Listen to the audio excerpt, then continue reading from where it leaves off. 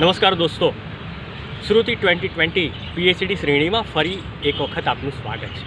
મિત્રો, 2020થી આપણે 2021 સુધી પહોંચી.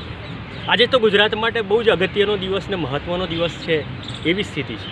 કોરોનાનો એક પણ કેસ ગુજરાતમાં આજે નોંધાયો નથી એવો દિવસ છે. કોરોના કાળ આપણને હંમેશા યાદ રહેશે, પણ કોરોના કાળની કેટલીક જે બાબતો છે એ બાબતોની અંદર આપણા માટે હકારાત્મક બાબત એ પણ જોવી જોઈએ કે કોરોના કાળમાં આપણે ઘર બેઠા આ આઈસીટીના માધ્યમથી, આ સોશિયલ મીડિયાના માધ્યમથી સમાજશાસ્ત્રની સાથે આપણો નાતો અતૂટ રાખ્યો, અભિન્ન રાખ્યો. દોસ્તો, જ્યારે આપણે આ શ્રુતિ 2020થી 2021 સુધીની આખી યાત્રા છે, આ યાત્રા જો થઈ હોય તો એ તમને આભારી છે. એના માટે હું ફરી પાછો આપનો આભાર માનું છું. મિત્રો, જ્યારે ભારતની આપણે વાત કરતા હોઈએ ત્યારે કુલ વસ્તીમાંથી સૌથી મોટો ભાગ યુવાનોનો છે, એટલે કે યુવકો અને યુવતીઓ. અને એટલા માટે જ 21મી સદી વિશ્વની માર્ગદર્શક સદી માટે ભારત ઉપર સૌથી વધારે નજર છે, કારણ કે આપણો દેશ યુવાન છે. વિશ્વના કોઈ પણ દેશો કરતાં ભારત પાસે યુવાનોની વસ્તી સૌથી વધારે પ્રમાણમાં છે અને યુવાનો છે એ આગળ લઈ જવા માટે ખૂબ જ પ્રયત્નશીલ હોય એવું તમામ લોકો નિસ્બત સાથે સ્વીકારે છે. આવા સંજોગોમાં આપણી પાસે PhD શ્રેણી અંતર્ગત સંશોધન અને અનુભવ રજૂ કરવા માટે વસો કોલેજના પ્રિન્સિપાલ ડૉક્ટર પંકજભાઈ પટેલ ઉપસ્થિત છે. પંકજભાઈએ શિક્ષિત યુવાનો ઉપર ટેલિવિઝનની અસર એના ઉપર સરસ મજાનું PhD કાર્ય કર્યું છે. દોસ્તો, પંકજભાઈ એ તો સિનિયર સોશિયોલોજિસ્ટ છે, એટલે થોડાક સમય પહેલાં જ્યારે સોશિયલ મીડિયાની ગેરહાજરી હતી એવા દિવસોમાં તેમનું આ સંશોધન છે. પણ એ સમયે ટેલિવિઝન એક ઉષ્ણ માધ્યમ હતું અને આ ઉષ્ણ માધ્યમ દિવાન ખંડની સુધી રોજે રોજ પહોંચતું હતું અને યુવાનો પણ એનાથી બાકાત નહોતા. આવા સંજોગોમાં ડૉક્ટર પંકજ પટેલનું જે સંશોધન કાર્ય છે એ આજના સોશિયલ મીડિયાના જમાનામાં પણ કોઈને પણ સંશોધન કરવું હોય તો એક સરસ મજાનો પથ પૂરો પાડશે, માર્ગદર્શન પૂરું પાડશે. ડૉક્ટર પંકજ પટેલ એ મારા મિત્ર તો ખરા જ, પણ ગુજરાત સમાજશાસ્ત્ર પરિષદને વેગવંતી બનાવવામાં જેમનું સરસ મજાનું નામ અને સરસ મજાનું કામ છે એવા પંકજ પટેલ અને તેમના પત્ની ડૉક્ટર ભારતીબેન પટેલને પણ હું યાદ કરું છું અને એમની સેવાઓને પણ હું બિરદાવું છું. આ સાથે એમણે કરેલા કામને આજે આપણે જાણીએ અને એના આધારે વર્તમાન સમયની અંદર જ્યારે કોઈ પણ સંશોધન કરવાનું હોય, એ કોઈ પણ મીડિયાનું હોય, કોઈ પણ મીડિયાની સાથે સંકળાયેલી બાબતનું હોય કે યુવાનોનું હોય, ચોક્કસ માર્ગદર્શક બની રહેશે. તો રજૂ થાય છે પ્રિન્સિપાલ ડૉક્ટર પંકજ પટેલનું PhD સંશોધન વ્યાખ્યાન. નમસ્કાર વિદ્યાર્થી મિત્રો, સંશોધકો, પ્રાધ્યાપકગણ, બધાને મારા નમસ્કાર. હું Pankaj Patel, principal arts and commerce college Vaso. ખાસ મને આજે ગુજરાત યુનિવર્સિટી સમાજશાસ્ત્ર વિભાગના પ્રાધ્યાપક પ્રોફેસર શ્રી રાજેન્દ્રભાઈ જાની સાહેબે મારા સંશોધનના અનુભવો અને વિચારો રજૂ કરવા માટેની જે તક આપી છે એ બદલ હું એમનો આભારી છું. વિદ્યાર્થી મિત્રો, આ મીડિયા દ્વારા એમને બહુ સુંદર, યુટ્યુબ દ્વારા બહુ સુંદર આ પ્રયોગ કર્યો છે, એનો મને આનંદ છે.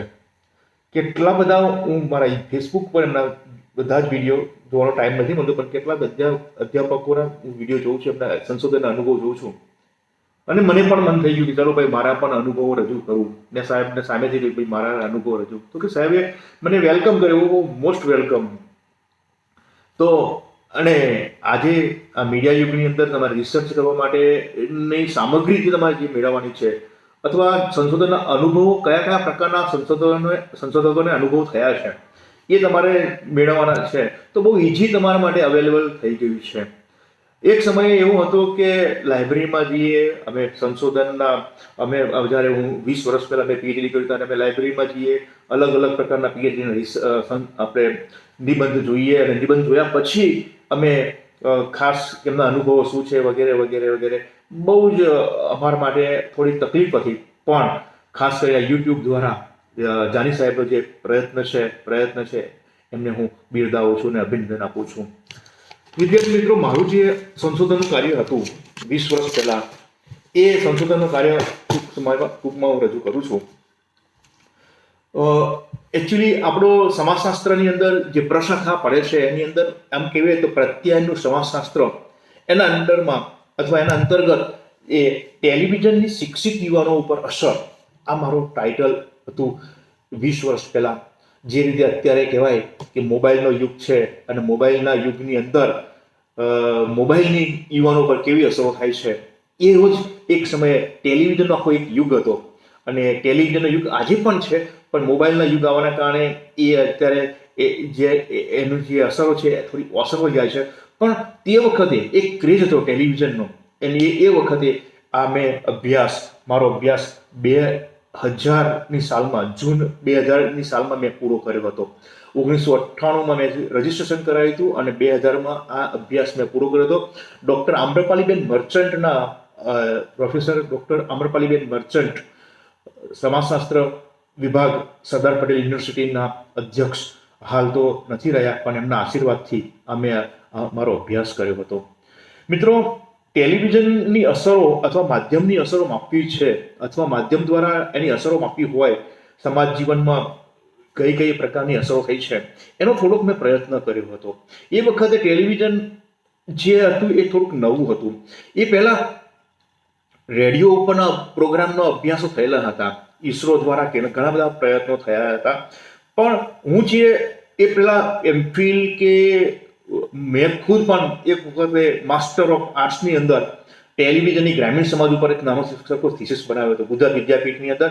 એક સુંદર વાતાવરણ ગુજરાત વિદ્યાપીઠનું હોય છે એક રિસર્ચ માટેનું, અને એમાં એમએનો એક થીસીસ મેં બનાવ્યો હતો. ડૉક્ટર અરવિંદભાઈ ભટ્ટ સાહેબે મને બહુ જ મહેનત કરાવી હતી અને એના અનુસંધાનમાં મેં આ ટેલિવિઝનની ગ્રામીણ સમાજ ઉપર અસરો એનો એક સરસ મજાનો નાનો સરખો થીસીસ પણ મને બહુ આનંદ થયો હતો.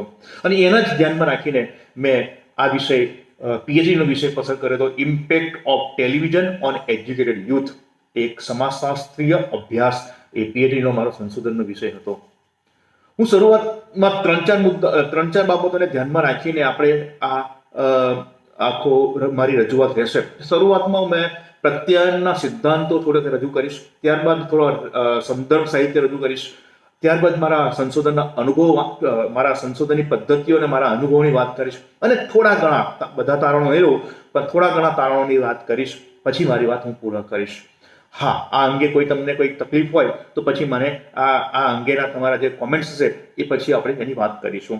મિત્રો, માનવ જીવનના ઇતિહાસમાં આર્થિક, સામાજિક, રાજકીય ક્રાંતિઓ આવી અને એની અંદર પણ જે ક્રાંતિઓ આવી છે એમાંથી ખાસ કરીને આ બે ક્રાંતિઓ બહુ મહત્વની છે.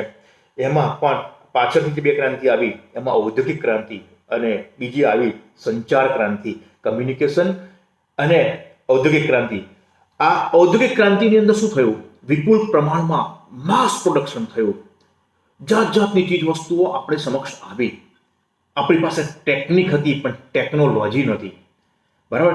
અને એ પછી જે વસ્તુ બનવા લાગી એ બધી વસ્તુઓ માસ પ્રોડક્શનમાં બનવા લાગી. એવી જ રીતે સંચાર ક્રાંતિ, આ સંચાર ક્રાંતિમાં આપણી પાસે ઇન્ફોર્મેશન હતી પણ ઇન્ફોર્મેશનનું આદાન પ્રદાન કરવાના માધ્યમો નહોતા. અને ખાસ કરીને માનવ જીવનની ઉત્પત્તિથી માંડીને હાલ સુધી જે માનવીઓ દ્વારા આંતરક્રિયાની પ્રક્રિયા, આપણે સમાજશાસ્ત્રમાં આંતરક્રિયાની પ્રક્રિયા જે કહીએ છીએ, બે કે તેથી વધુ પક્ષો જ્યારે એકબીજા ઉપર આંતરિક કે બાહ્ય કોઈ માધ્યમ દ્વારા આંતરિક કે બાહ્ય અસર ઉપજાવે છે એને કમ્યુનિકેશન કહેવામાં આવે છે. એ જ એને આંતરક્રિયા કહેવામાં આવે છે. એ જ વ્યાખ્યા આપણે કમ્યુનિકેશનમાં લઈએ છીએ. એની વિચારધારા છે, એની કોઈ સામગ્રી છે રજૂ કરવા માટેની જે પદ્ધતિ જે છે, જે સ્કિલ છે, અથવા કોઈ સંકેતો છે, કોઈ ભાષા છે, તો એના દ્વારા જે રજૂ કરવામાં આવે છે એને આપણે પ્રત્યાયન અથવા કમ્યુનિકેશન, એક વ્યક્તિમાંથી બીજી વ્યક્તિમાં પ્રતિપાદિત કરવા માટે, એક જૂથમાંથી બીજા જૂથમાં આપણી બાબતો રજૂ કરવા માટે, વિચારો રજૂ કરવા માટેની જે પ્રયત્નો થાય છે, જે પ્રક્રિયા થાય છે એને સામાન્ય આપણે પ્રત્યાયન કહીશું. પણ સંચાર ક્રાંતિ જે આવી એ સંચાર ક્રાંતિની અંદર એક જબરજસ્ત એમ કહેવાય કે ઔદ્યોગિક ક્રાંતિ કરતાં પણ એક અલગ જ પ્રકારની આખી સમાજ વ્યવસ્થાની અંદર એક અલગ જ પ્રકારની એક એમ કહેવાય કે આબેહૂબ ચિત્ર લઈને આપણી સમક્ષ આવ્યું. અને ખાસ કરીને જોવા જઈએ તો આજનો જે યુગ જે છે એને આપણે માહિતી યુગ અથવા સંચાર યુગ અથવા ખાસ કરી આપણે એને કહીશું કે આપણે મીડિયા કલ્ચરમાં જીવી રહ્યા છીએ. આપણે માધ્યમ સંસ્કૃતિ માધ્યમમાં જીવી રહ્યા છે અને આપણે વિચારીએ છીએ કે આપણી આસપાસની અંદર કેટલા માધ્યમો આપણી સામે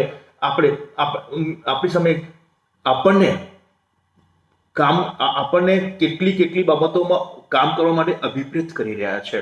અને ખાસ કરીને આ માધ્યમોને સમજવા માટે આપણે અત્યારે મોટાભાગે માધ્યમોના જે બે પ્રકાર જોવાના છે. એક પ્રિન્ટિંગ માધ્યમ છે અને એક ઇલેક્ટ્રોનિક માધ્યમ છે. પ્રિન્ટિંગ માધ્યમ અને ઇલેક્ટ્રોનિક માધ્યમ આ બંનેથી આપણે પરિચિત છીએ કે મારે વધારે વાત નથી કરવાની. જે પુસ્તકો છે, અખબારો છે કે પ્રિન્ટિંગ માધ્યમ છે, ચાંપાનિયા છે કે પ્રિન્ટિંગ માધ્યમ, ઇલેક્ટ્રોનિક માધ્યમ જે છે, ખાસ કરીને આપણે જ્યારથી શરૂઆત કરીએ છીએ ઇલેક્ટ્રોનિક્સની જે સિસ્ટમ તારથી મોડીને ટેલિફોનથી મોડીને એક સિનેમા યુગ આવ્યો, પછી ખાસ આપણો રેડિયો અને ટેલિવિઝન, અને અત્યારે આપણી પાસે જે છે કમ્યુનિકેશન માટેનું સૌથી મોટું અત્યારે જે મોબાઈલ અને કમ્પ્યુટર ને ઇન્ટરનેટ ને પછી એન્ડ્રોઈડ મોબાઈલ ને જેની સામે અત્યારે હું તમારી સામે મારા વિચાર રજૂ કરી રહ્યો છે એ જ બાબતો. તો અહીંયા આગળ એક અદ્ભુત આપણે એમ કહેવાય કે આ દુનિયાનો એક અદ્ભુત તબક્કામાંથી આપણે પસાર થઈ રહ્યા છે. અને ખાસ થોડીક વિચારો જે પ્રત્યાયનની ક્રાંતિ જે થઈ એના અનુસંધાનમાં થોડીક વાત કરીશું.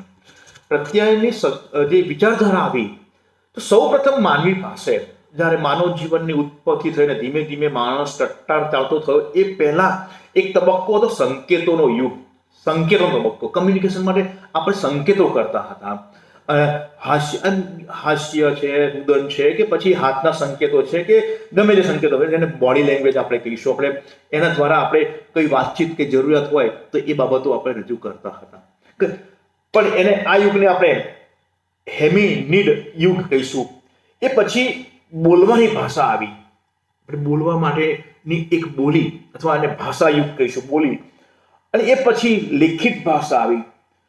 એ લેખિત ભાષાને આપણે ટાઈપિંગ અથવા એને પ્રિન્ટિંગ ભાષા, લેખિત ભાષા, પછી પ્રિન્ટિંગ ભાષા, અને ખાસ કરીને પછી આજે આ બધી બાબતોને પ્રસાર કરવા માટેના જે મીડિયા આવ્યા, એ ઇલેક્ટ્રોનિક મીડિયા આવ્યા કે પ્રિન્ટિંગ માધ્યમો આવ્યા. આ પ્રકારની બાબતો છે. એટલે આમ જોવા જઈએ તો આ વસ્તુ રજૂ કરવા માટે મારા ઘણા બધા કારણ કે આખો ઇતિહાસ રજૂ કરવા જઈએ અથવા આપણે સંક્રાંતિનો પ્રત્યાયનની સંક્રાંતિનો સિદ્ધાંત રજૂ કરવો હોય તો ઘણો બધો સમય જોઈએ. પણ મેં ટૂંકમાં આ બાબતો રજૂ કરવાનો પ્રયત્ન અહીં કર્યો છે. મિત્રો, જ્યારથી અહીંયા આગળ આપણે ગુજરાતીની અંદર એક સરસ મજાના બે પુસ્તકો છે. તમારે આ પ્રત્યાયનની ક્રાંતિ સમજવા માટે ખાસ કરીને મારા કરતા પણ રાજેન્દ્રભાઈ જાની સાહેબ તો પત્રકારત્વમાં એમને ઘણું બધું એમને તો માસ્ટર ડિગ્રી પણ એમાં છે.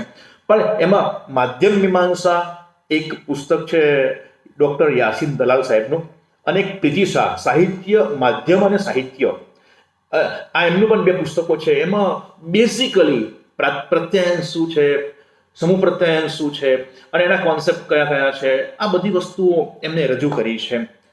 ખાસ કરીને મેં પણ માધ્યમની અંદર માધ્યમના અભ્યાસ માટે અથવા કમ્યુનિકેશનના અભ્યાસ માટે ખાસ 2-3 બાબતો એમાંથી મેં જોવાનો પ્રયત્ન કર્યો હતો. એમાં પ્રત્યાયનના સિદ્ધાંતોની જે રજૂઆત છે એ મેં પણ મારા થીસીસમાં મેં નોંધ કરી છે. અહીંયા આગળ યાસીન દલાલ સાહેબે બહુ સરસ બાબતો નોંધી છે. એમાં એક માધ્યમથી બીજું માધ્યમ, શરૂઆતની અંદર 4500 વર્ષ પહેલા આપણી પાસે લેખિત ભાષા આવી. આ બહુ સમજવાની વસ્તુ છે. પછી બીજું માધ્યમ ક્યારે આવે છે? પ્રિન્ટિંગ માધ્યમ. એ 445 વર્ષ પછી આપણી પાસે પ્રિન્ટિંગ માધ્યમ આવ્યા છે. માનવ જીવનની ઉત્પત્તિ થઈ ત્યારથી આજથી 4500 વર્ષ, 5000 વર્ષ પહેલા આપણી પાસે હસ્તલેખિત ભાષાઓ હતી. કેટલાક લોકો નહીં કહેતા આ પુસ્તક બહુ જૂનું છે, આ પુસ્તક બહુ જૂનું છે, 1000 વર્ષ થઈ ગયા, 2000 વર્ષ થયા. પણ ભાઈ એની પ્રિન્ટિંગ પ્રેસની શોધ 1450માં થઈ. એ પછી પ્રિન્ટિંગની બાબતો આવી. એ પહેલા આપણી પાસે હસ્તલેખિત હતું. તો આ હસ્તલેખિત આપણી પાસે માધ્યમો, હસ્તલેખિત આપણી પાસે પ્રતો હતી. એ પછી પ્રિન્ટિંગ માધ્યમો આવ્યા. આ પ્રિન્ટિંગ માધ્યમો આવવા માટે લેખિત ભાષાથી શરૂઆત થઈ ત્યાં સુધી 445 વર્ષ થયા. અને પછી લેખિત ભાષાથી ઇલેક્ટ્રોનિક માધ્યમો આવ્યા. એમાં પહેલો જે આપણે કે રેડિયો એ 1920માં આવ્યો. એટલે 445 વર્ષથી અને એની વચ્ચેનો જે ગાળો જે છે એ ખાસ કરીને 445 વર્ષનો ગાળો જે છે એ બહુ મહત્વનો ગાળો છે. અને એના ઉપરથી જે કમ્યુનિકેશન પ્રિન્ટિંગ ઉપરથી એક પ્રિન્ટિંગમાંથી બીજા પ્રિન્ટિંગ પુસ્તકો હોય કે ગમે તે એના દ્વારા ઇન્ટરેક્શનની પ્રક્રિયા થઈ અને એના પરથી નવા સિદ્ધાંતો આવ્યા અને એના ઉપરથી આખો 1920માં રેડિયો આવ્યો. એ 445 વર્ષ પછી આવ્યો, પ્રિન્ટિંગ માધ્યમ પછી. અને રેડિયા પછી ટેલિવિઝનને આવતા 25 વર્ષ થયા અને ટેલિવિઝન પછી કમ્પ્યુટર અને કમ્પ્યુટરથી મોબાઈલ. એટલે એમ કહેવાય કે જે 5000 વર્ષમાં, 500 વર્ષમાં, 50 વર્ષમાં અને છેલ્લા 5 વર્ષમાં એ કમ્યુનિકેશનની જે સિસ્ટમ જે બદલાઈ છે એટલે એને કહેવામાં આવે છે ખાસ કરીને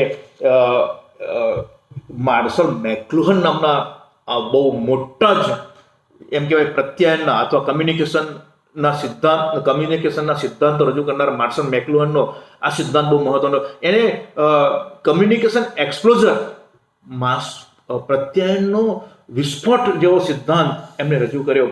અને એમાં જે 500 વર્ષમાં, 5000 વર્ષમાં, 500 વર્ષમાં, 50 વર્ષમાં અને છેલ્લા 5-10 વર્ષમાં જે કમ્યુનિકેશનના સાધનો અથવા એને કહેવાય કે માસ મીડિયાના જે સાધનો બદલાયા છે એની રજૂઆત કરી છે. માર્શલ મેકલુહનની જે વાત કરું છું એમાં એમણે 3-4 સિદ્ધાંતો રજૂ કરવાનો પ્રયત્ન કર્યો છે. Media as a message, media કે એ સાચું, બરાબર. આને આપણે કહીએ કે ભાઈ આ વસ્તુ થયું ના હોય, પેપરમાં આવી ગયું, બસ પેપરમાં આવી ગયું એટલે સાચું. સાબુદ્દીનભાઈનો પેલો જોક્સ છે ને, તમને કદાચ ખબર હશે, એટલે વાંદરો જંગલમાં જો ને પછી સિંહને લાફો મારે છે ને લાફો મારે છે, પછી પેલો વાંદરો પેપર લઈને વાંચવા બેસી જાય છે અને પેપરમાં પેલો સિંહ પૂછે છે કે શું થયું ભાઈ? તો કે પેલા તમે વાંદરાને જોયો? તો કયો વાંદરો? તો કે સિંહને લાફો માર્યો. એ મીડિયા ઇઝ મેસેજ, જે મીડિયા કે એ સાચું. અને બહુ મહત્વની વસ્તુ છે. ન્યૂઝપેપર છે, ઇલેક્ટ્રોનિક માધ્યમ છે અને હવે તો આપણી પાસે મોબાઈલ આવી જાય છે. જાતના મેસેજ આપણી પાસે આપણી સ્ક્રીન ઉપર આવતા હોય છે ને આપણે તરત જોઈએ છે હા આ બન્યું. એટલે મીડિયા ઇઝ મેસેજ. આવું બન્યું. એક વસ્તુ જે વ્યક્તિએ કહેલું હોય, સાયન્ટિફિક કોઈ રીતે વાતની રજૂઆત કરી હોય અથવા કોઈ વસ્તુ આપણને કહે કે આવું છે ના, એ વસ્તુ ના માને, પણ પેપરમાં આવી ગયું, ટેલિવિઝનમાં આવી ગયું, સમાચારમાં આવી ગયું, એ બહુ મહત્વનું છે. Media is message. પછી એમને જે સિદ્ધાંત રજૂ કર્યો હોટ મીડિયા અને કુલ મીડિયા, જે માધ્યમો તમારા પર કેવી અસરો કરે છે એની વાત બહુ સરસ રજૂઆત કરી છે. અને પછી એમને રોબર્ટ મર્ટનનો સિદ્ધાંત લઈને માધ્યમોના કાર્ય અને વિકાર્યના સિદ્ધાંતની વાત કરી છે. કોઈ તમને સમાચાર આપણને આપે છે તો એ સમાચારની 2 અસરો થાય છે. આપણને નેગેટિવ અસર પણ થાય છે અને પોઝિટિવ અસર પણ થાય છે. કાર્ય અને વિકાર્ય, પછી પ્રગટ કાર્ય અને અપ્રગટ કાર્યના સિદ્ધાંતની અંદર આ બધી બાબતો એમને રજૂ કરી છે અને બહુ અદ્ભુત બાબતો રજૂ કરી છે. એક વખતે કોઈ મીડિયાના અભ્યાસીએ આ વસ્તુ વાંચવા જેવી છે અને એમનું પેપર એ પુસ્તકનું નામ છે understanding media and extension of man. બહુ સરસ પુસ્તક છે. મને તે વખતે બહુ અત્યારે પણ ઓછું ઇંગ્લિશ આવડે છે, તે વખતે થોડું ઓછું ફાવતું, પણ મારા ડૉક્ટર આમ્રપાલીબેન મર્ચન્ટ મારા ગુરુ હતા ને એમને થોડુંક મને પુસ્તકમાંથી મેં વાંચ્યું હતું ને એમને વાંચ્યું, પછી મને સમજાવ્યું હતું આવું વસ્તુ એમાં કહેવા માંગે છે. અને એ જ વસ્તુ માધ્યમ મીમાંસામાં પણ ખાસ યાસીન દલાલ સાહેબે પણ બહુ સરસ રજૂઆત કરી છે. મારે જે વાત કરવી છે ભારતની અંદર, આમ તો રેડિયો ને બધાની વાત કરવા જોઈએ તો બહુ વાર લાગે. ભારતની અંદર ટેલિવિઝનની શરૂઆત કેવી રીતે થઈ એની થોડીક વાત કરીને પછી મૂળ આપણે રિસર્ચની વાત, આમ તો રિસર્ચની વાત ચાલે છે પણ મૂળ, કારણ કે આપણે ટેલિવિઝનનો અભ્યાસ કરીએ તો ભારતમાં કેવી રીતે ટેલિવિઝન પ્રવેશ્યું એની થોડીક વાત કરવી પડશે. મિત્રો, 1859ની અંદર દિલ્હીની અંદર એક પ્રદર્શન ભરાયું હતું અને એમાં ક્લોઝઅપ સર્કિટમાંથી એક ટેલિવિઝનની જાપાનની કંપનીની ક્લોઝઅપ સર્કિટમાંથી એક એજ્યુકેશનની અંદર એક દિલ્હીની અંદર શરૂઆતમાં 1959ની અંદર આ એક ક્લોઝઅપ સર્કિટના થ્રુ એના એક્સપેરિમેન્ટ થ્રુ દિલ્હીની અંદર આ એક સૌ પ્રથમ ટેલિવિઝનની શરૂઆત થઈ. એ પછી 1972ની અંદર મુંબઈની અંદર વિધિવત એક ખાસ કરીને બ્રોડકાસ્ટ થ્રુ એક, અને પછી આખા બધા મેટ્રો સિટીની અંદર પણ, અને 1982ની અંદર ખાસ કરીને 1982ની અંદર કલર ટીવી અને ખાસ કરીને જોવા જઈએ તો બહારની જેને કહેવાય કે એક ત્યાં સુધી 1959 થી 1982 સુધી માત્ર DD1 અથવા દૂરદર્શન હતું અને 82 પછી બધી જ ચેનલ્સને પ્રાઇવેટ ચેનલ્સને પ્રવેશ આપ્યો અને આજે જોઈ શકીએ છીએ કે લગભગ આપણા ટેલિવિઝનની ઉપર કદાચ ટેલિવિઝનની અંદર અલગ પ્રકારની કદાચ મારું અનુમાન છે ત્યાં સુધી 2000 જેટલી ચેનલ્સ લગભગ અલગ પ્રકારની છે. આ પ્રકારની વસ્તુઓ જોઈ શકે છે 59 થી બહુ વાર ના કે 1959 થી અત્યારે 2020ની અંદર એનું જોવા જઈએ તો 60 થી 50-60 વર્ષનો ગાળો છે ટેલિવિઝન. અને પછી એ ટેલિવિઝન જે આવ્યું અને આવા પાછળના પણ ખાસ કરીને શરૂઆતમાં દૂરદર્શન પછી પ્રાઇવેટ ચેનલ્સ જે આવી એ પ્રાઇવેટ ચેનલ્સની અંદર પણ ખાસ ભારતની અંદર જે ટેલિવિઝનની જે મહત્તા વધારનારા 2 કાર્યક્રમો આવ્યા. એની અંદર સૌ પ્રથમ પહેલો એક કાર્યક્રમ જે રામાયણ આવ્યું. રામાયણની અંદર જે ટેલિવિઝનમાં રામાયણ આવ્યું અને એના કારણે ટેલિવિઝન લોકો વધારે ગામ સુધી બ્લેક એન્ડ વ્હાઇટ પણ લોકો ગામડા સુધી એક કાર્યક્રમ જોવા માટે લાવતા. મને ખબર છે અમે ગામડામાં રહીએ ને દૂરદર્શનની અંદર અને ગામમાં એક જ ટેલિવિઝન હોય, દૂધની ડેરીઓ હોય અને અમે જે બતાવી જોતા હતા. અને અત્યારે જોવા જઈએ તો કેટલો એનો એક્સપ્લોઝર અને કેટલો વિસ્ફોટ થયો છે અને જાતની ચેનલો, સ્પેશિયલાઇઝેશન ચેનલો, જે તમારે જે જોવું હોય એ બધી ચેનલ્સ તમને અને તમારી પસંદગી મુજબની ચેનલ્સ તમે અને પસંદગી મુજબના ચેનલ્સમાં સમાચાર તમારે જે જોવું હોય એ ટીવીમાં જોઈ શકીએ છીએ. તો આ પ્રકારની વસ્તુ જે છે એની અંદર મારે ટેલિવિઝન અને ખાસ કરીને પ્રત્યાયન જે ટેલિવિઝન સુધી આપણે કેવી રીતે ગયા એની શરૂઆતમાં મેં રજૂઆત કરેલી છે. હવે મારે જે વાત કરવી છે રિસર્ચની વાત જે છે એ થોડીક હું મારા એના અનુસંધાનમાં થોડીક વાત કરી દઉં જેથી કરીને વધારે આ મીડિયાનો અભ્યાસ કરવો છે તો તમે સારી રીતે કરી શકો એમ છો. જ્યારે ટેલિવિઝનના અમારા વિષય પસંદગીની વાત આવી તો પહેલાં તો એ અમારો સમય થોડોક હું 20 વર્ષ પહેલાંની કે હું મારી વાહવા કરવા માંગતો નથી પણ 20 વર્ષ પહેલાં એક સમય થોડોક એવો હતો કે તે વખતે લોકો PhD કરવા માટે બહુ ઓછા લોકો તૈયાર હતા. એટલે તે વખતે ગાઈડ જે છે ને એ વિદ્યાર્થીઓને ખોરતા હતા. એક સ્થિતિ એવી હતી. હું સાચી વાત કહું છું. તે વખતે 20 વર્ષ પહેલા વિદ્યાર્થીઓને ગાઈડ ખોરતા કોઈક સારો વિદ્યાર્થી મારા અંડરમાં PhD કરે અને એ સમયમાં મને વિચાર થયો કે ભાઈ મારે એક PhD જેવો એક મને ખાસ ડૉક્ટર બીજી શાસ્ત્રી સાહેબે પણ મને પ્રોત્સાહન આપ્યું હતું કોલેજમાં. મારી કોલેજમાં પહેલો PhD થયો હતો, મારું સન્માન પણ થયું હતું, એમાં કોઈ સવાલ નથી. પણ તે વખતે બીજી શાસ્ત્રી સાહેબે મને કહ્યું હતું કે ભાઈ આપણે માત્ર આટલામાં ના રહેવાય, થોડુંક તમારે જ્ઞાન તમારું વધારવું જોઈએ. અને તે વખતે મને પ્રેરણા આપી અને પછી હું ડૉક્ટર આમ્રપાલીબેન મર્ચન્ટને મળવા ગયો. મેડમ મારે આવું PhDનું કામ કરવું છે તો કેવી રીતે કરી શકે, શેના ઉપર કરવું છે? તો તે વખતે મને ડૉક્ટર અરવિંદ ભટ્ટ સાહેબે ટેલિવિઝનની ગ્રામીણ સમાજ ઉપર અસરો એવો નાનો સરખો થીસીસ કર્યો હતો અને એ જ થીસીસ લઈને હું મેડમને મળ્યો. મેડમ મારે આ કામ કરવું છે. ઓકે, તો કે આના ઉપર જ કરીએ આપણે આગળ. અને પછી મેં પેલા વિચાર કર્યો કોઈ સમુદાય ઉપર કરવું કે ખાસ કરીને પેલા વિચાર કે બે પટેલો પટેલ છે તો લેવા પટેલ ને કડવા પટેલ ઉપર કરીએ, એ બધું વિચારે. પણ મેડમ કહે કે નહીં, આ બહુ સરસ અને પ્રોપર વિષય છે અને આના ઉપર જ તારે આગળ અભ્યાસ કરવાનો છે. તો પછી રિસર્ચ પ્રપોઝલ બનાવી અને એની અંદર જે બાબતો છે એ થોડીક હું રજૂ કરું છું. મિત્રો, ખાસ સંશોધન વિશેની પસંદગીની જે વાત આવે છે એની અંદર થોડીક ટેલિવિઝનની અસરો માપવી હોય તો કઈ ટેકનિક ને કઈ પદ્ધતિ ને શું કરવું એ પહેલા મગજમાં ઉતરતું જ નહોતું મને. સાવ સાચી વાત કહું છું. કારણ કે ટેલિવિઝનમાં પછી નક્કી કર્યું ટેલિવિઝનની શિક્ષિત યુવાનો ઉપર અસર. હવે વિષયની પસંદગી કેટલો બ્રોડ વિષય. શિક્ષિત યુવાનો એટલે કયા શિક્ષિત યુવાનો, કયું ફિલ્ડ, આ બધી બાબતો મારી સામે હતી. એટલા માટે અને અસરો કેવી રીતે માપવી એ પણ મોટો પ્રશ્ન હતો. કારણ કે ટેલિવિઝનની અસર, કોઈ પણ અસર માપવી બહુ અઘરી બાબત છે. આ બધું મારા મગજમાં હતું. પણ મેડમને આમ્રપાલી મેડમે કહ્યું કે પંકજ આ જ વિષય ઉપર કરવાનું છે, બીજું કોઈ વિષય વિચારવાનો નથી. એટલે પછી મેં મન મક્કમ કર્યું અને આ જ વિષય ઉપર મેં આગળ કામ કરવાની શરૂઆત કરી.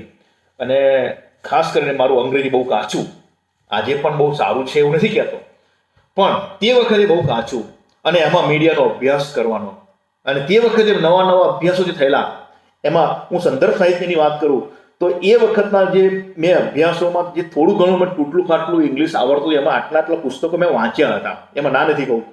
માસ મીડિયા એન્ડ ન્યૂ હોરાઇઝન્સ, પછી sociology of mass communication, television audience, the mass media and village life. આ બહુ મસ્ત પુસ્તક હતું. મને થોડુંક અને સરસ આ the mass media and village લાઈફની અંદર પોલ હર્ટમેન અને બીઆર પટેલે બહુ સરસ સાદી ભાષામાં સમજાવ્યું છે. અને એક પુસ્તક એવું સરસ હતું, એ મને બહુ જ અસર કરી ગયું, અને એ પણ બહુ સાદી ભાષામાં, અને એમાં હતું impact of television on political awareness of rural society. આ બહુ સરસ પુસ્તક હતું. પીવી શારદાનું પુસ્તક હતું, અને 1992 આ પુસ્તક આંધ્રપ્રદેશના કોઈ ગામ ઉપર આ અભ્યાસ થયેલો. આ 4-5 પુસ્તકો એકચ્યુઅલી મને લાઇબ્રેરીમાંથી મેડમે જ લઈ આપેલા, એ પણ તમને કહું છું. મારું તો બહુ, અને મેડમે કહ્યું હતું, પંકજ તને ફાવે કે ના ફાવે, આ વાંચવાનું છે. અને હું વાંચું, સમજણ ના પડે તો નોટ્સ કરું, પણ એમ કરતાં કરતાં થોડુંક મેડમે એમને સમજાવ્યું, આમ કહેવા માંગે છે, આમ આવું કહેવા માંગે છે. અને પછી મેં આ બધા જ રેફરન્સ, આ બધા લગભગ મેં નહીં તો ઇંગ્લિશના 10-12 પુસ્તકો હતા, અને ગુજરાતીમાં એક નેહા પ્રેક્ષક કરી અને એનો એક અભ્યાસ હતો, ટીવીનો સ્ત્રીઓ ઉપર અસર. પછી 21મી સદીમાં માસ કમ્યુનિકેશનના વલણો, એ પણ બહુ સરસ અભ્યાસ હતો. અને એક મારો અભ્યાસ પણ મેં કહ્યું હતું કે ગ્રામીણ સમાજ ઉપરના અભ્યાસો. આ બધા અભ્યાસો ઉપરથી થોડું વાંચીને મેં થોડુંક જેટલી મારે મગજની અંદર હાઇપોથિસિસ, ઉપકલ્પના જેટલી વિકાસ થાય એટલો મેં પ્રયત્ન કર્યો હતો મિત્રો. એટલે અને આ અભ્યાસના સંદર્ભમાં વાત કરું તો ખાસ કેટલા સેમ્પલ લેવા, શું લેવું, એ બધી બાબતોના સંદર્ભમાં વાત કરીએ તો આ સેમ્પલની પસંદગી કરવાની થાય તો સૌથી મોટી બાબત છે કે આટલો વિશાળ માસનો, અને આપણે જાણીએ છીએ કે સેમ્પલની પસંદગી, નિદર્શન પદ્ધતિ જે કરવાની છે બહુ અઘરી હોય છે આપણે સમાજશાસ્ત્ર, આપણે સોશિયોલોજીમાં અથવા સોશિયલ સાયન્સની અંદર. એની અંદર યુવાનો, કયા યુવાનો, શિક્ષિત યુવાનો, એમાં કયા આર્ટ્સના, કોમર્સના, સાયન્સના, આ બધા લેવાના. એટલે એની અંદર બહુ સ્પેસિફાઈ નક્કી કર્યું કે આપણે માત્ર ને માત્ર આપણને જે સ્પર્શ છે, સામાન્ય જે આપણી કોલેજોમાં જે આપણે જે વિચારીએ છીએ, આપણી કોલેજોમાં દિન પ્રતિદિન જોઈ શકીએ છીએ આર્ટ્સ કોમર્સની અંદર, તો કે ભાઈ આપણે આર્ટ્સ અને કોમર્સના વિદ્યાર્થીઓ અને ગુજરાતના જ વિદ્યાર્થીઓ, અને ખાસ કરીને આખું નક્કી કર્યું કે ગુજરાતના અને 11 યુનિવર્સિટીમાંથી કોઈ પણ 2 પ્રકારની 2 યુનિવર્સિટીના અને કુલ 4 કોલેજના અને 200 છોકરાઓ અને 200 છોકરીઓ, એમ કરીને 400 સેમ્પલ લેવાનું નક્કી કર્યું. એટલે ખાસ કરીને 2 ગ્રામીણ કોલેજો અને 2 શહેરની કોલેજો. ગ્રામીણ કોલેજમાં લોટરી સિસ્ટમ ગણીએ તો લોટરી સિસ્ટમમાં જે કહીએ છીએ, પ્રેક્ટિકલ વાત કહું છું તમને, પણ લોટરી સિસ્ટમમાં આપણે કહીએ તો ભાઈ આપણે વાત કરીએ, રિસર્ચની વાત કરીએ તો આપણે એ રીતે જઈએ. લોટરી સિસ્ટમની અંદર મારે ખાસ કરીને મારે રાધનપુર કોલેજ અને મારી ઓડ કોલેજ, અમારી બાજુમાં ખેડા જિલ્લાની ઓડ કોલેજ, એક બહુ અતિ પછાત ગામડાની કોલેજ મેં રાધનપુર લીધી. બીજી એક મધ્ય ગુજરાતની વિકસિત ગામડાની કોલેજ ઓડ કોલેજ. મેં બીજું એક પણ પસંદ કર્યું કે HK આર્ટ્સ કોલેજ અને Naroda arts and commerce college Naroda, એમ 4 કોલેજના 400 સેમ્પલ, 200 ભાઈઓ અને 200 બહેનો, એમ કરીને આવી સેમ્પલની પસંદગી કરી છે. અભ્યાસ પદ્ધતિની અંદર ખાસ મેં ઐતિહાસિક બાબતો થોડીક નોંધી છે, કમ્પેરિઝન કર્યું છે. ખાસ મેં કમ્પેરિઝન કર્યું છે એમાં ગ્રામીણ સમાજ, શહેરી સમાજના યુવક અને યુવતીઓમાં શું તફાવત છે, ગ્રામીણ સમાજ અને શહેરી સમાજમાં શું તફાવત છે, આ બધી બાબતો મેં નોંધવાનો પ્રયત્ન કર્યો છે અભ્યાસમાં. પ્રશ્નાવલી પદ્ધતિ એ ટેકનિક, માહિતી મેળવવાની ટેકનિક મારી કઈ હતી, તો ખાસ કરીને પહેલી મારી ટેકનિક અથવા જે કહેવાય તો પ્રશ્નાવલી પદ્ધતિ. મેં અનુસૂચિત પદ્ધતિ નથી બનાવી, મેં પ્રશ્નાવલી પદ્ધતિ બનાવી. પ્રશ્નાવલીથી જ મેં માહિતી એકત્રિત કરી હતી.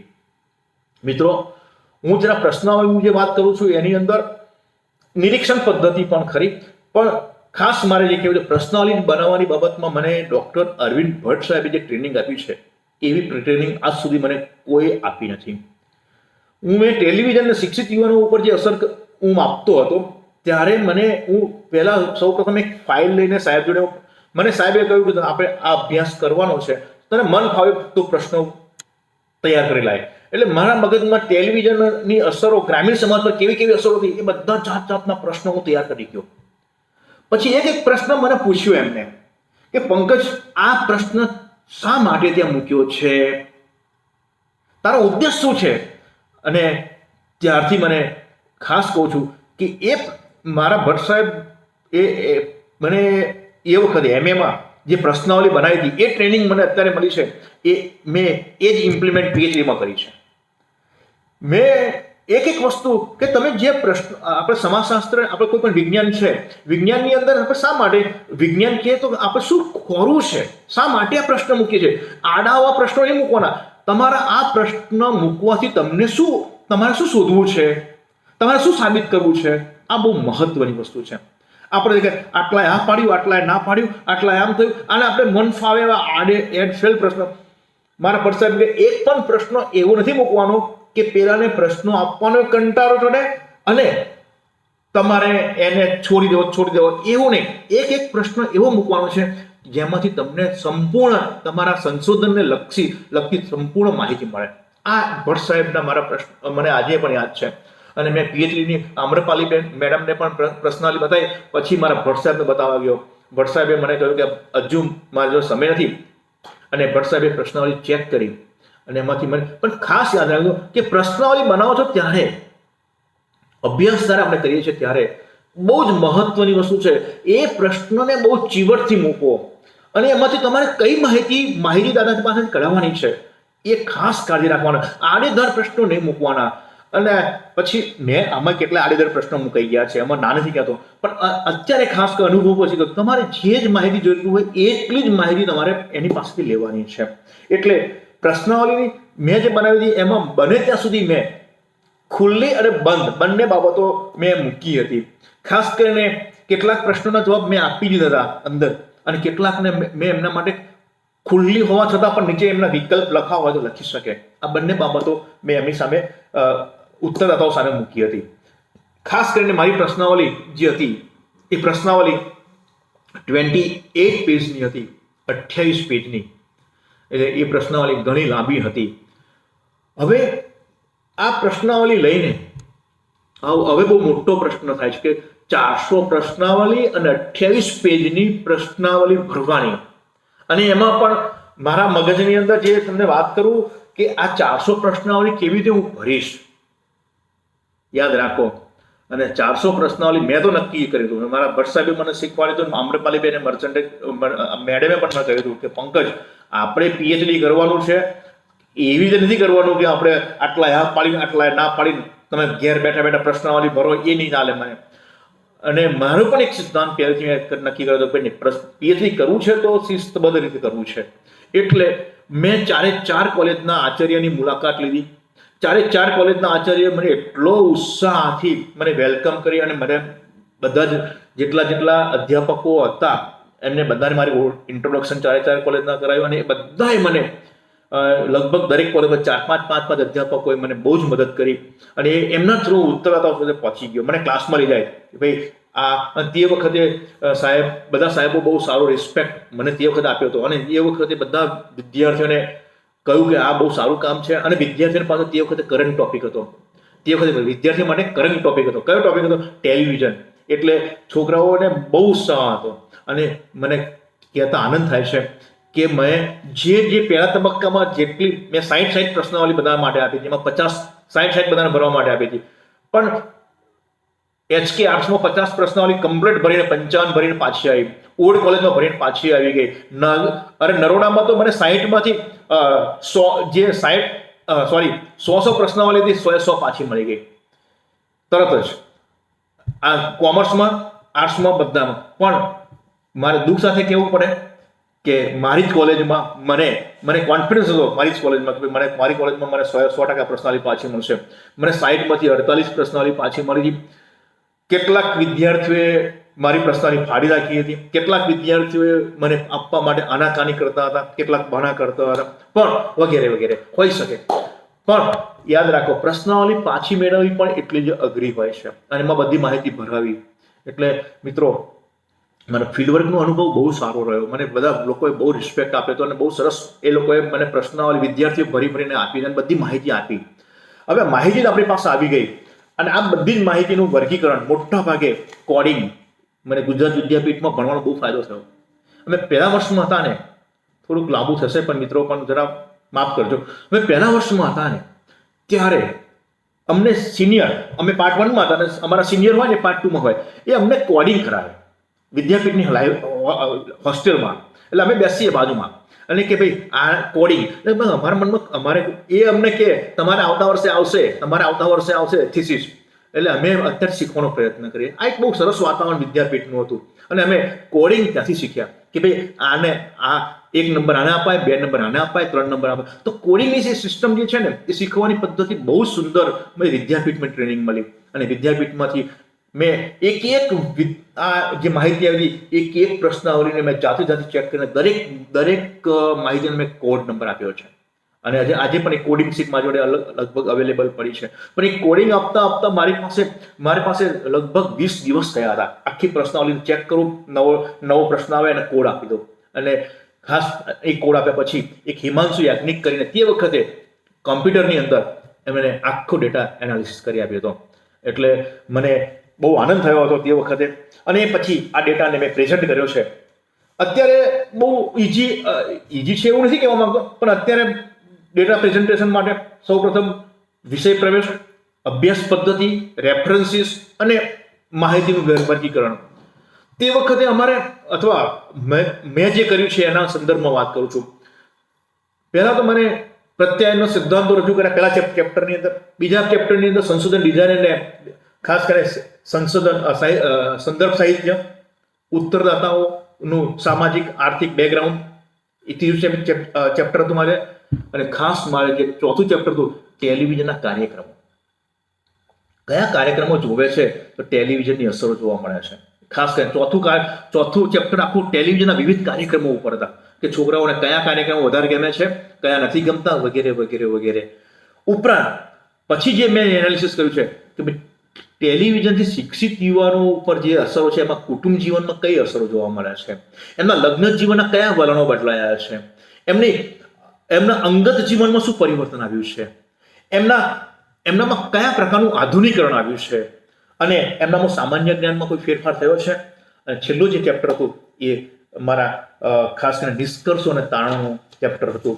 એટલે મિત્રો આ જે બાબત જે મેં રજૂઆત કરી એ રિસર્ચ મેથડની આખી બાબત છે અને ખાસ મને જે તક આપી.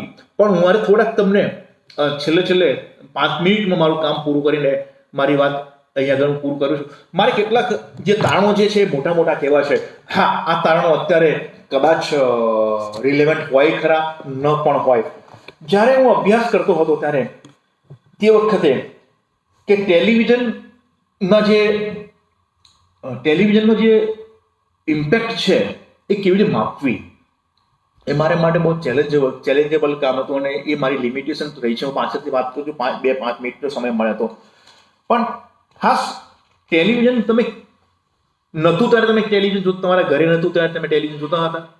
ઓકે, તો એ પણ ખાસ કારણ કે ટેલિવિઝનની ઇમ્પેક્ટ માપવી હોય તો તમે કેટલા કલાક ટેલિવિઝન પાછળ કાઢો છો આ બહુ મહત્વનું છે.